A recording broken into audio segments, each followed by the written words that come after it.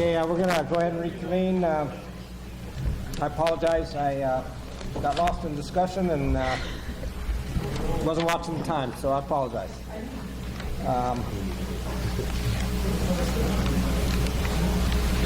Okay, we are on item 8C. Excuse me. We had an amendment. So we are now on, we're going to move to item number 9. Southern Nevada Water Authority Groundwater Development Project, Director of Environmental Resources for Southern Nevada Water Authority, Zane Marshall, Informational. Director of Environmental Resources, Zane Marshall, will provide an update on environmental compliance activities related to Southern Nevada Water Authority's Groundwater Development Project, as well as an update on implementation activities related to the stipulated agreements that Southern Nevada Water Authority has entered into with various Department of Interior agencies and the United States Forest Service. Mr. Marshall will also report on Southern Nevada Water Authority's land and surface water right holdings in White Pine and Lincoln counties. Mr. Marshall. For the record, Zane Marshall, Director of the Environmental Resources Department for the Southern Nevada Water Authority. Good afternoon, Mr. Chair and members of the Commission, Director Mayor. I appreciate the opportunity to speak before the Commission today. And what I'd like to do is bring you up to date on several of the processes associated with the groundwater project and provide you a little more detailed information on some of the activities that are underway. As far as the environmental impact statement, the Bureau of Land Management initiated this process in August of 2004. They've drafted an EIS, which was issued to the public in June 2011. The department provided comments. There were 9 public meetings in August of 2011. Approximately 600 comment letters were received and 20,000 comments via the internet. The final EIS is anticipated in late summer 2012 and a record of decision by middle of fall 2012.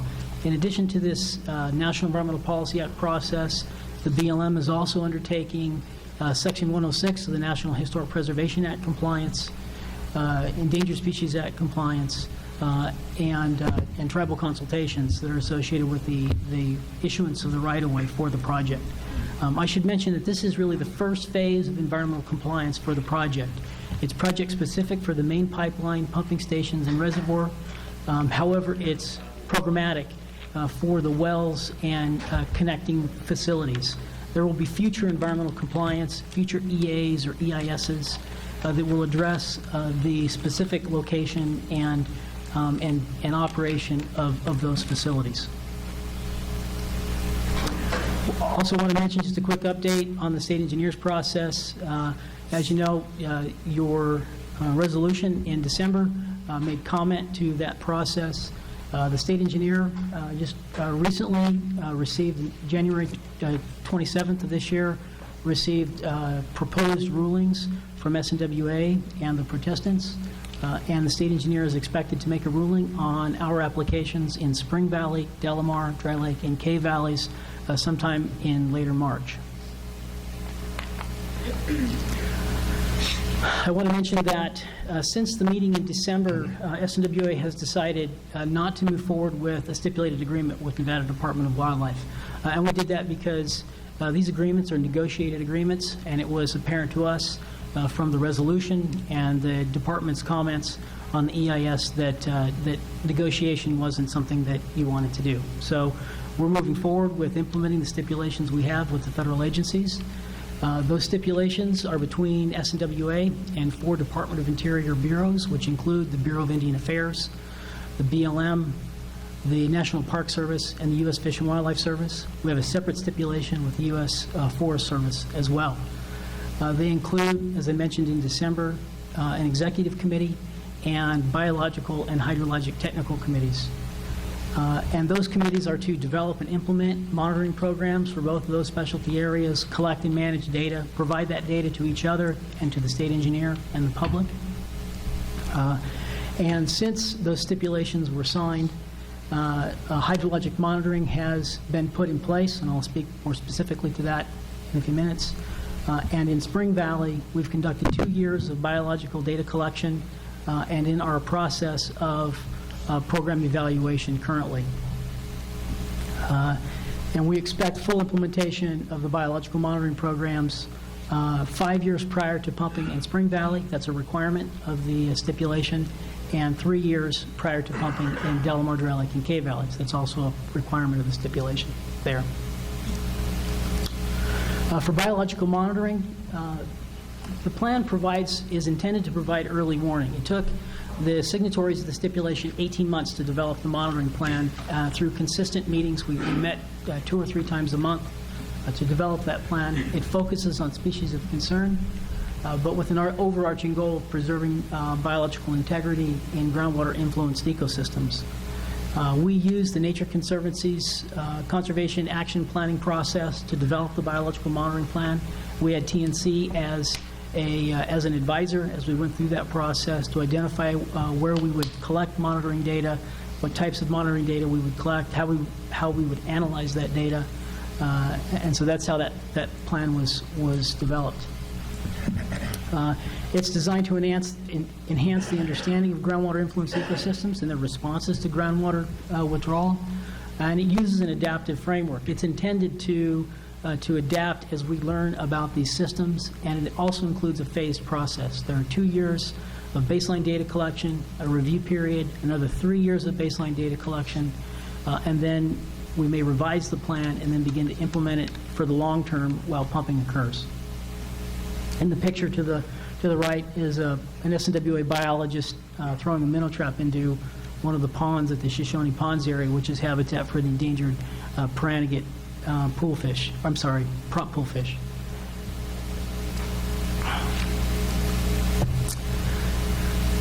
The plan includes 12 survey types. We do population monitoring of spring snails in Spring and Southern Snake Valley.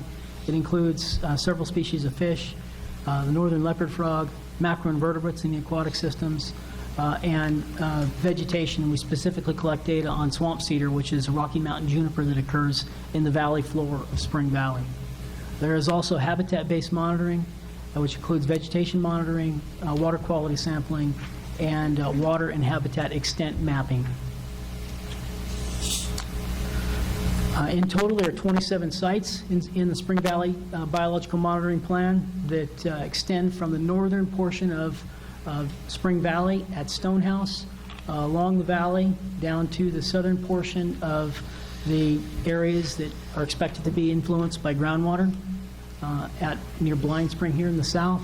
It also includes Hamlin Valley and the southwestern portion of Snake Valley, the Big Springs Creek, State Line Creek sub-watershed in this area here.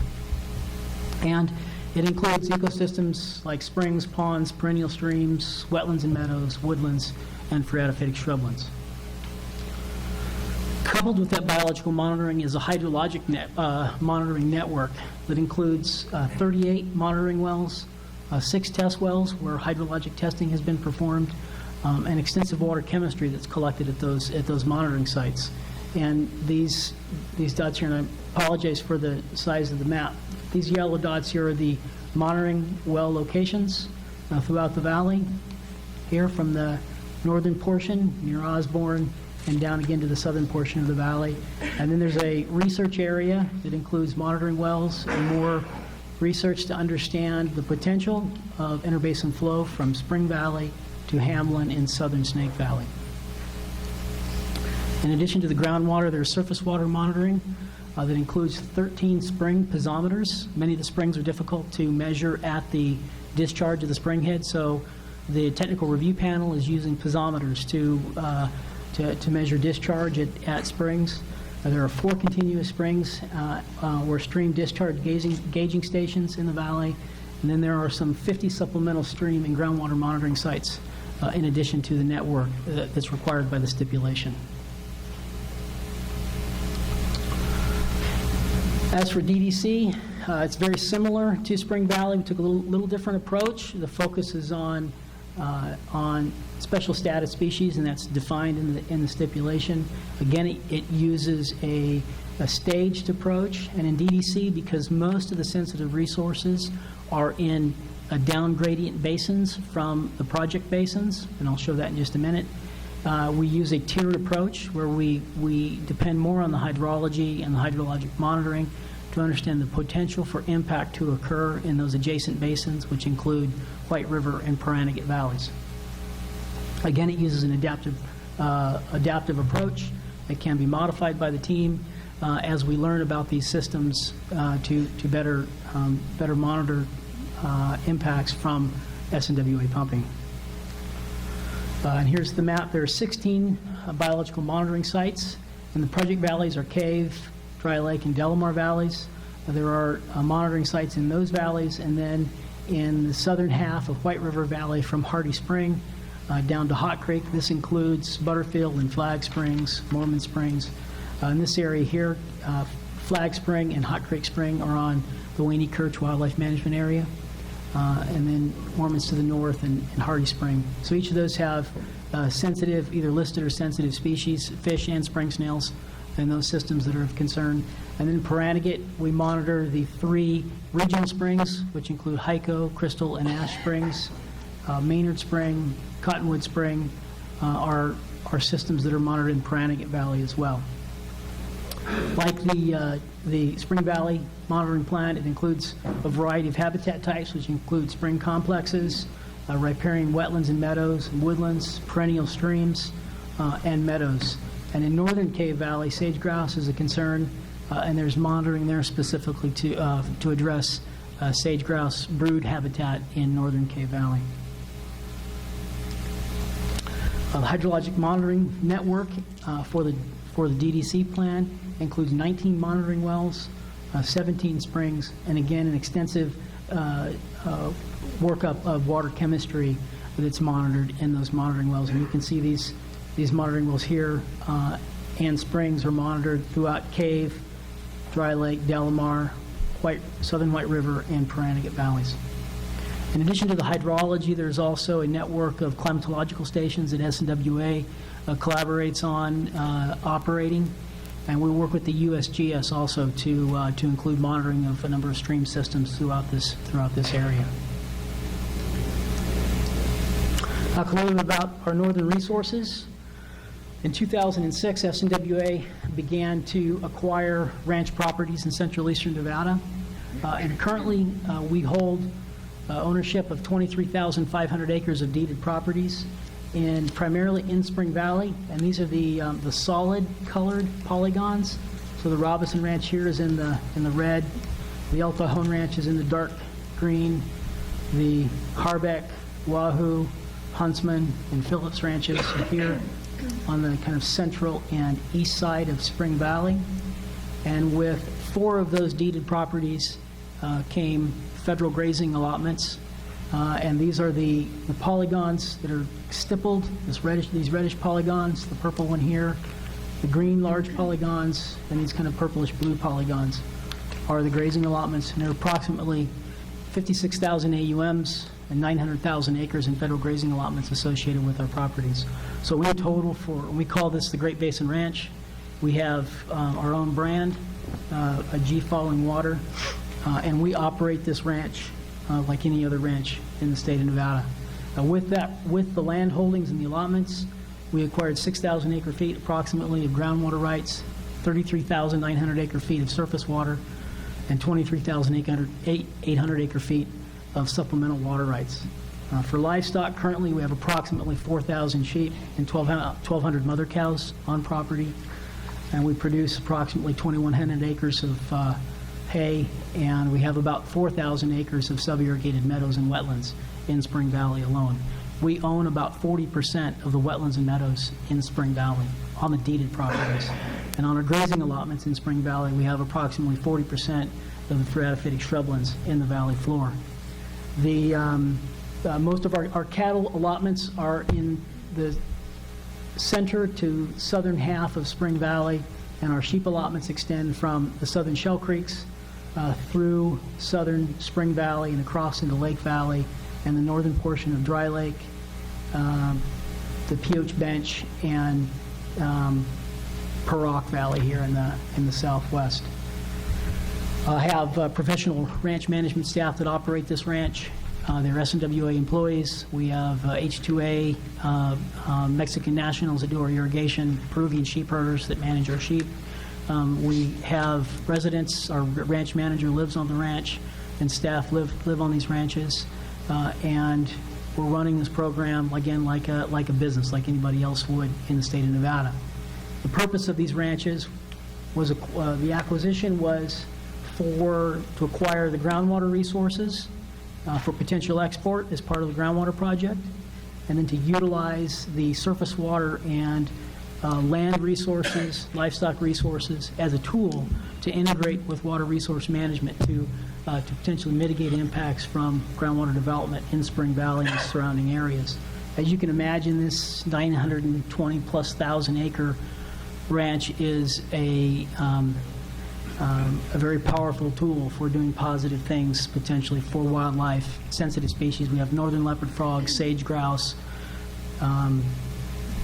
pronghorn, mule deer, elk, long-billed curlews, greater sandhill crane, night herons, pygmy rabbits, lots of resources on this ranch that we can modify the ranching program for the benefit of those species. In addition to this ranch, I'd also like to mention that in Cave Valley, through an agreement with Cave Valley Ranch, we acquired approximately 1,480 acres of a conservation easement in the northern portion of Cave Valley, some pretty important wetland meadow habitat in that area, and SNWA is in the process of transferring that conservation easement over to the Rocky Mountain Elk Foundation, which is part of the terms of that agreement.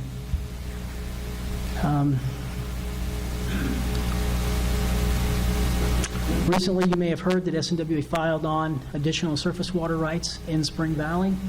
In August, the state engineer came out with an inventory of resources in Spring Valley, and the next day we filed on 11,879 acre feet of surface water. 777 approximately acre feet of that was for wildlife purposes, and the remainder was for agricultural purposes, agricultural use in the valley. As part of the Spring Valley stipulation, we've agreed to obtain, for the benefit of biological resources, water rights, and land resources if necessary. So this is part of our implementation of that stipulation, or to implement the intent of the stipulation, is acquire these, at least the 777 acre feet, for wildlife purposes, and we intend to use them for that purpose, to manage wetlands and meadows on aquatic resources in Spring Valley.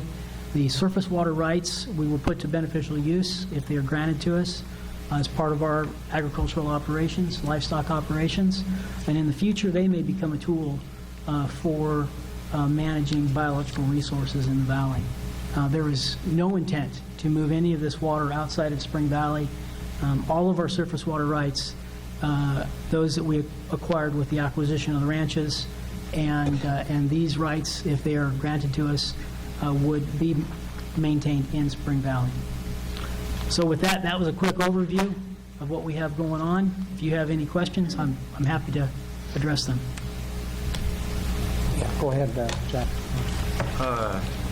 You mentioned at the beginning that as a result of our action at the commission meeting in December, Southern Nevada Water Authority withdrew from the stipulated agreement conversation with the Nevada Department of Wildlife. That's correct.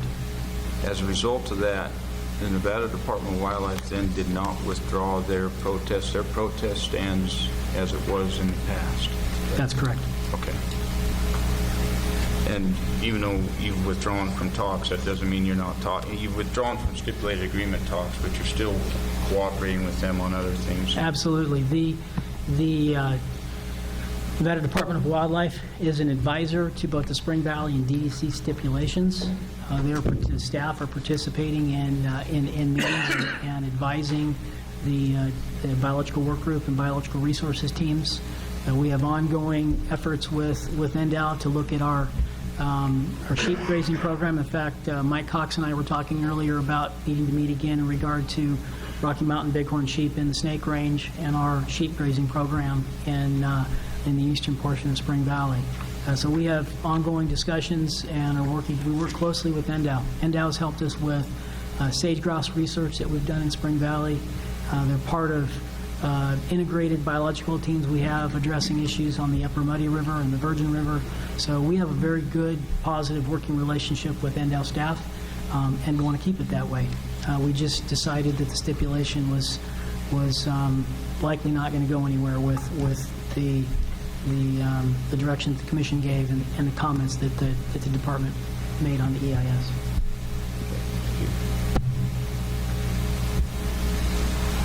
Any other questions? Yeah. Commissioner Howell? I got 3 questions altogether. I'm going to ask them one at a time.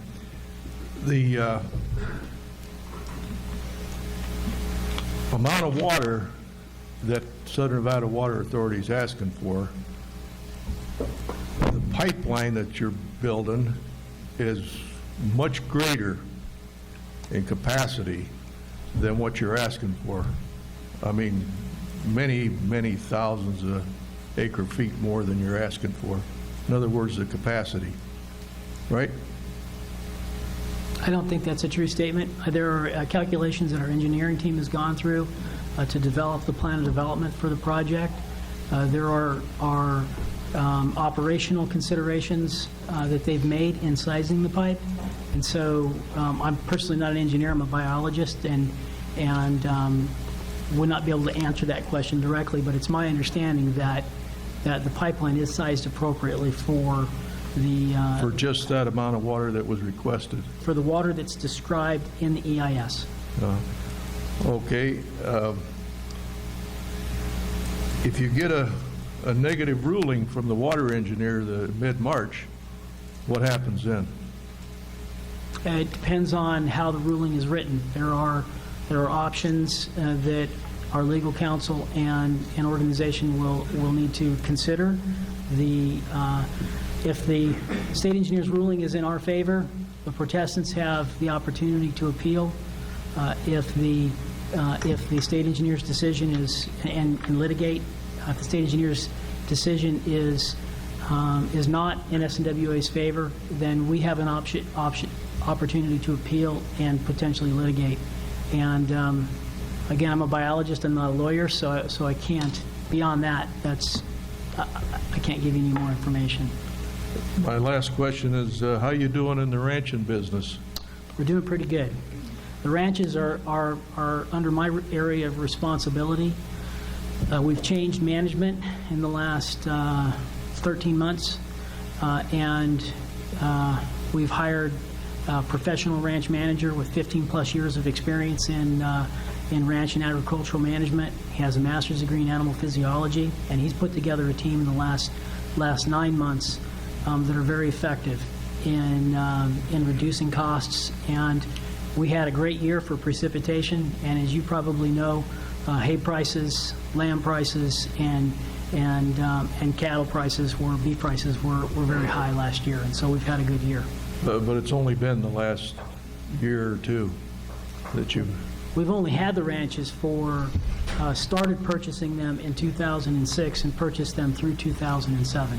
So, and in many cases, some of these ranches were dilapidated and in poor condition, and so it's taken us a couple of years to get things straightened out. No. Thank you.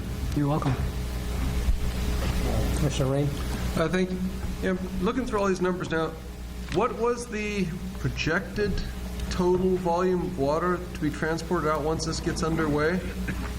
Because I see there's a lot of numbers, and I never get the, how much are you projecting when this thing's fully going? Well, the EIS analyzes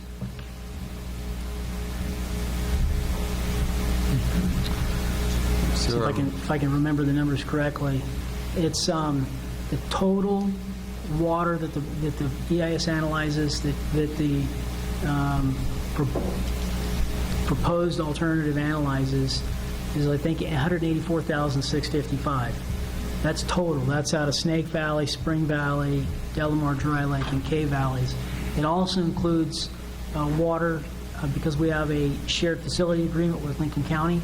So it analyzes the movement of the 33,000 acre feet from Lake Valley to as far as Coyote Spring Valley. And so I would recommend that, depending on the nature of your question, to look at the executive summary of the draft EIS, and that's all laid out in a table that I don't have before me right now. Okay. So that's the 186,000, It's 184,655 is, I think, the maximum number that the project moves. and that's This acre is- feet per year. That's correct.